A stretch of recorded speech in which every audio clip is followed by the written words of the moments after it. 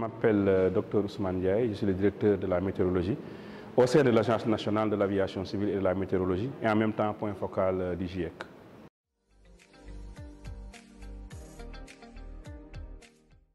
C'était bien au moins ce séminaire-là de sensibiliser les parlementaires qui représentent le peuple et qui doivent prendre certaines décisions, surtout sur le vote.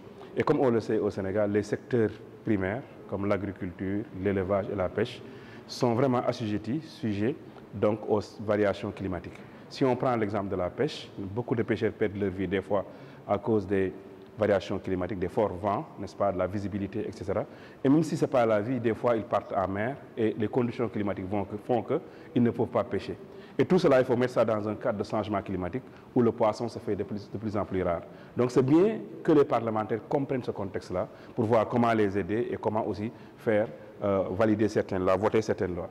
La deuxième chose, si on prend l'agriculture, notre agriculture est à 90% pluviale. Qui parle d'agriculture pluviale parle de l'hivernage, d'un bon hivernage. Et aujourd'hui, les variabilités climatiques sur le début de la saison, sur l'installation de la saison, n'est-ce pas, sur les fortes pluies, etc., et sur la pression sur le foncier, fait de telle sorte qu'aujourd'hui, les agriculteurs ont beaucoup de problèmes dus aux variabilités climatiques. Donc, il faudrait équiper, n'est-ce pas, ces honorables députés-là pour qu'ils puissent comprendre ces enjeux-là et puissent mieux aider les paysans. Et aussi, on pense que l'information climatique peut beaucoup aider, n'est-ce pas, la décision et la manière dont l'agriculture est faite aujourd'hui. Parce qu'il y a beaucoup de bouleversements qu'on a observés qui sont dus au changement climatique et nos agriculteurs doivent s'adapter par rapport à cela. Donc il est important que ces questions-là puissent être développées et sensibilisées auprès des honorables députés. L'autre problème, c'est l'élevage. On connaît bien notre élevage. Aujourd'hui, ces problèmes entre éleveurs et agriculteurs, ces problèmes de disposition des points d'eau, ces dispositions de la paille, etc., du pâturage. Donc, il est important qu'il soit sensibilisé sur les variabilités climatiques, sur les zones maintenant qu'il faudrait aller. Et aujourd'hui, une des questions importantes, c'est l'augmentation de la chaleur, les vagues de chaleur. Aujourd'hui, notre élevage est nomade, donc les gens se rendent sur plusieurs distances, de très longues distances.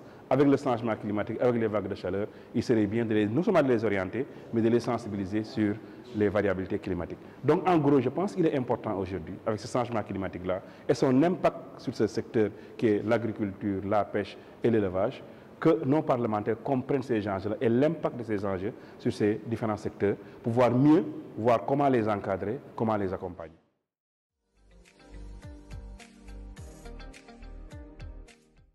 Cette rencontre aussi nous a permis, en tant que la météo, l'ANACIM, de pouvoir poser aussi nos problèmes qu'on rencontre et qu'on aimerait bien que l'État puisse nous accompagner. Je veux dire tout simplement, aujourd'hui, on sait que la production de l'information climatique a un coût. Aujourd'hui, il y a un développement technologique qui s'est fait et aujourd'hui, on a besoin de ces nouveaux outils, que ce soit des radars, que ce soit des satellites, pour pouvoir mieux, en tout cas, donner des produits qui sont beaucoup plus fiables, en tout cas, et beaucoup plus précis pour nos partenaires. Et de ce fait, il faudrait l'encadrement de l'État. J'ai parlé des stations, qui est le point de départ. Aujourd'hui, beaucoup de nos stations sont vétustes, n'est-ce pas? Les appareils de mesure, n'est-ce pas, sont dépassés, il faut les changer. Il y a un effort qui est en train de se faire, mais il est important que l'État puisse nous accompagner par rapport à ça, n'est-ce pas? Il y a aussi ce problème-là de la sensibilisation. Aujourd'hui, il faut qu'on ait encadré les acteurs, les former, les expliquer un peu les différentes informations et leur interprétation. Aujourd'hui, on a mis en place un système d'alerte précoce qui marche très bien, mais il y a un coût très, très élevé. Aujourd'hui, après avoir mis le SMS qui est très, très efficace pour atteindre un peu les cibles, on s'est rendu compte que beaucoup de notre population sont analphabètes. Donc, il fallait ajouter la voix ou leur envoyer des messages vocaux. Et cela, ça a un coût énorme. Et je pense que c'est un droit maintenant aux populations d'avoir l'information climatique.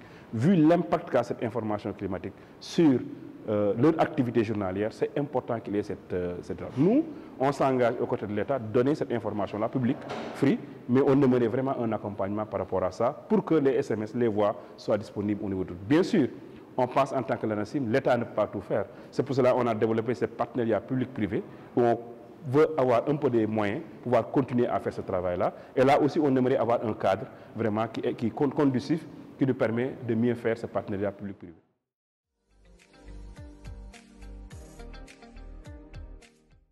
Le cadre dont je parlais, c'est effectivement si on peut avoir un code de la météorologie, qui fait quoi, comment, n'est-ce pas? Parce qu'aujourd'hui, qu'on le veuille ou non, la météorologie est vraiment devant.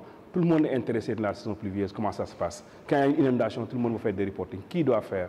Et il y a même les étrangers, des compagnies étrangères qui viennent s'installer, qui viennent produire de l'information climatique et la vendre. Maintenant, qui peut les empêcher? Ça, le fond du problème. C'est pour cela qu'on pense qu'on doit réguler un peu, n'est-ce pas, tout ce système-là pour permettre qui fait quoi. Ça permettra à la météorologie de faire son travail, de pouvoir contrôler, n'est-ce pas. Ça permettra aussi, si quelqu'un doit installer des stations de mesure, on sait qu'il doit passer par des experts pour cela. Je vous donne un exemple, il y a des amateurs, n'est-ce pas, qui donnent des prévisions, parce qu'ils pensent que c'est important, les gens regardent Facebook, etc., n'est-ce pas? Et ça, c'est un problème réel, parce que le climat, c'est quelque chose de sérieux. Des fois, ils peuvent trouver, parce qu'ils peuvent venir prendre nos prévisions et les mettre sur le Facebook. C'est à notre honneur seulement, on aimerait qu'ils nous citent. Mais des fois, ils donnent des prévisions qui sont complètement, qui passent à côté. Et ça a un impact lourd. Et un État organisé ne doit pas laisser ça se passer. Ça, c'est la deuxième chose, c'est les ressources. Aujourd'hui, on a posé, les ressources sont importantes. Le travail qu'on fait, il y a un investissement lourd qui est derrière. Et on aimerait pouvoir trouver les ressources pérennes qui permettrait à l'ANACIM de pouvoir continuer à faire cet accompagnement-là en matière de services météorologiques. Et la dernière partie, bien sûr, c'est de voir une réglementation. Quand quelqu'un vient au Sénégal, il y a des choses qui sont permises, il y a des choses qui ne sont pas permises de faire, et pour permettre surtout à ce partenariat public-privé de pouvoir se développer.